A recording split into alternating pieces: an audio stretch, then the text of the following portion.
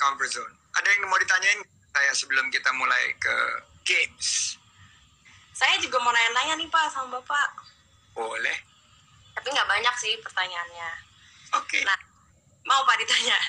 Nih, Mau, Pak. kalau pertanyaan yang pertama nih, Pak mau tanya dong, nanti kan ada momen Natal sama Tahun Baru nih. Terus apakah kita masih boleh pergi-pergi keluar kota untuk kayak berkegiatan atau liburan?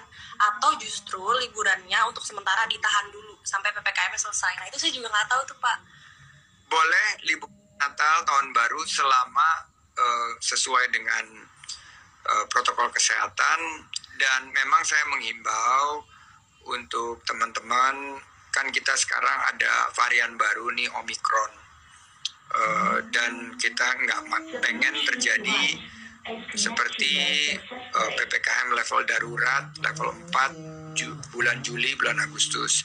Jadi kita betul-betul harus tingkatkan protokol kesehatan, betul-betul nggak keluar negeri dulu, karena kalau kembali itu karantinanya 10 hari, tapi di Indonesia aja berkegiatan wisata dan ekonomi kreatif di Natal dan Tahun Baru itu tidak dilarang, tapi dianjurkan untuk tentunya dibatasi dan betul-betul make sure itu sesuai dengan protokol kesehatan. Jadi ada tes PCR-nya, ada ya 3M, sama yang mau berkegiatan harus sudah tervaksinasi lengkap. Jadi itu harapannya, karena sektor pariwisata dan ekonomi kreatif ini harus sehat baru bisa bangkit. Jadi kita utamakan dulu, prioritaskan sisi kesehatannya. Gitu hanya. Oke, nah terus ada juga nih Pak pertanyaan kedua. Nah sebentar lagi kan kita mau menyambut tahun 2022 nih Pak. Kira-kira bakal ada apa aja event besar yang bisa kita tunggu dan gak boleh dilewatin di tahun 2022 Pak? Kira-kira bakal ada plan apa nih di tahun depan? Pertama, hanya mesti bangga karena Indonesia sekarang menjadi presiden G20. G20 itu adalah kelompok 20 ekonomi terbesar di dunia. Jadi Amerika, China, Jepang. Nah, presidennya itu Indonesia dan kita akan menjadi host konferensi G20 selama tahun 2022. Jadi ini event besar banget, oleh karena itu kita nggak boleh lengah. Kita harus pastikan Indonesia sehat. Terus kalau yang suka MotoGP, Indonesia akan untuk pertama kali dalam sejarah menjadi host MotoGP di Mandalika. Hanya pernah ke Mandalika nggak? Belum, aku tapi kemarin udah ngeliat banyak foto dan video-video sirkuitnya gitu, kayak bagus ya. Dari 5 destinasi super prioritas, hanya yang belum kemana selain Mandalika. Ada apa aja sih Pak pilihannya? Saya lupa lagi Pak. Danau Toba, udah belum? Belum, itu saya pengen banget. Labuan Bajo, Belum juga, itu saya pengen banget. Likupang, Itu di mana Pak? Sulawesi Utara. Belum, tapi itu pantai gitu ya Pak? Atau gunung atau apa? Dan ya wisata bahari, tapi ekoturismnya keren banget. Oh, iya. Dan makanannya. Iya sih, semuanya pengen sih Pak. Borobudur. Borobudur saya udah pernah waktu SMP, saya study tour ke Borobudur. Ya, Borobudur itu destinasi super prioritas. Oke, nanti kita lihat ke depan.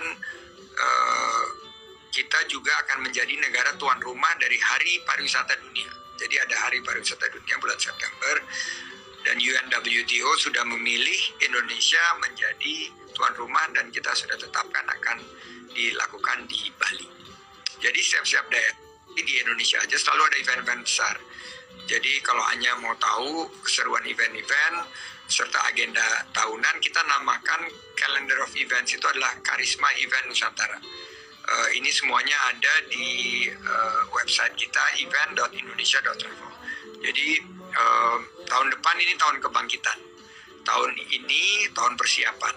Tahun 2021 tahun depan tahun kebangkitan, dan tahun 2023 kita harapkan tinggal landas untuk pariwisata dan ekonomi kreatif. Jadi aku catat ya, dari 5 destinasi super prioritas hanya baru ke Borobudur, yang 4 lagi belum gitu ya. Belum, iya Pak, pengen banget berangkat sama Kemenpar. Oke, nanti kita catat dan mudah-mudahan bisa terwujudkan. Oke, sekarang kita masuk ke dalam games, dan games kita ini judulnya adalah Jajuli. Oke. adalah jawab jujur kali. Oke, pertama aku dulu. juga atau saya doang Pak sendiri yang Terserah. Kalau hanya mau nanya-nanya untuk jawab berkali aku juga jawab. Pertama aku apa kebiasaan buruk Anya Geraldine yang orang-orang nggak tahu? Jawab jujur kali. Saya apa ya, kebiasaan buruk paling saya suka bengong sih Pak, kadang kayak suka bengong, jarang mandi, sama apa ya, seingat saya baru itu sih, tapi pasti ada lagi. Sehari atau sehari 2 kali? Apanya? Mandi? Mandi. Enggak Pak, saya kadang kalau misalnya kayak lagi nggak ada kerjaan keluar gitu, misalnya lagi kayak stay di rumah doang, kan pakai AC, jadi saya kayak males gitu mandi, kayak saya bisa 3 hari sekali gitu. Oh itu berarti air juga bagus, itu berarti Tapi jangan ditiru. Kalau boleh tanya balik nih Pak Jajuli, jawab jujur kali, kalau Pak Sandi kira-kira apa Pak? Ada kebiasaan buruk apa Pak? buruk. Waduh banyak juga ya kebiasaan buruk. Bapak mandi lah ya, nggak kayak saya. Aku nggak bisa tidur kalau nggak mandi, jadi aku mandi pagi mau tidur. Kebiasaan buruk itu ada beberapa sih, tapi yang paling nggak baik suka nunda-nunda makan itu. Iya itu juga sama sih. Kalau misalnya ada kerjaan gitu terus belum kelar, pengen dikelarin dulu, akhirnya kadang-kadang miss makan, dan itu aku banyak sakit dan dimarahin sama istri. Terus tidur kurang, jadi itu kebiasaan buruk banget, padahal kan tidur mestinya harus masuk tempat tidur tuh jam 10. Aku tuh kadang-kadang bangun paginya tetap bangun pagi jam 4:30, tapi tidurnya di atas jam 12, jadi itu nggak sehat banget.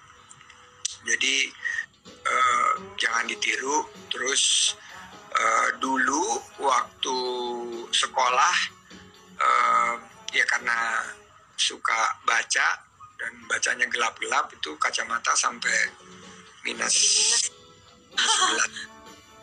Wah, Bapak minusnya 11? Minus 11, terus aku LASIK, terus jadi nggak pakai kacamata, sekarang pakai kacamata lagi. Oh iya.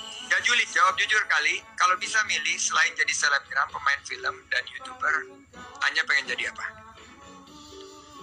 Saya pengen ngajar, pengen jadi guru. Kalau enggak, saya pengen punya anak, jadi ibu. Dua itu sih Pak. Soalnya saya senang anak kecil. Oh, oke.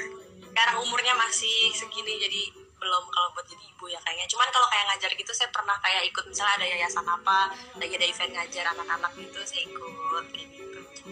Pengen jadi guru sama pengen jadi mother. Oke. Sekarang aku lagi ya. Ya. Anya pengen banget collab podcast bareng siapa? Sebenarnya Bapak Sandi itu salah satunya Pak. Makanya saya tuh hari ini senang banget karena akhirnya saya punya kesempatan buat ngobrol sama Pak Sandi. Soalnya Pak Sandi tuh apa ya, bener-bener mungkin menginspirasi banget kali ya. Apalagi kayak di kalangan saya gitu, di kalangan anak muda, kayak eksis banget gitu. Jadi saya senang banget sih bisa ngobrol sama Pak Sandi. Tapi kan karena ini udah terwujud, kalau yang lain sosoknya itu mungkin Mario Teguh kali ya. Bapak tahu atau kenal sama Mario Teguh nggak Pak? Kenal banget. Nanti aku sampein ke dia bahwa Iya. pengen. Karena kayak dia itu kan orangnya wise gitu Pak, jadi saya tuh pengen ngobrol sama dia gitu, kayak pengen mungkin kali aja nanya-nanya masalah hidup atau apa deh, kayak selalu punya jawaban gitu. Bapak kenal? Kenal banget, dan dia sangat super. Iya, super. Oke, aku lagi ya. Coba sebutin 3 alasan kenapa Sobat Pesona dirubah wajib banget nonton Layangan Putus. Oke. Jadi kenapa kalian wajib nonton Layangan Putus? Karena yang pertama itu menghibur, yang kedua mungkin kalian bisa nemuin apa ya, petunjuk-petunjuk atau kayak contoh-contoh kalau laki-laki selingkuh tuh kayak gimana. Jadi emang agak-agak serem Pak, seriesnya kan tentang selingkuh gitu. Jadi itu ada misalnya cowoknya pakai aplikasi lain, bukan pakai WhatsApp gitu, misalnya selingkuhnya pakai aplikasi lain. Iya, semacam kayak gitu. Terus kayak ketemuannya gimana caranya, kayak gitu-gitu. Terus habis itu yang ketiga apa ya? sinyal gitu kali. Yang ketiga apa ya? Ya udah sih, itu sih paling menghibur aja sih. Jangan benci sama aku beneran ya guys. Aku cuma ini doang, memainkan peran. Oke, terakhir setelah Layangan Putih, genre film apa yang penasaran banget hanya ingin coba dan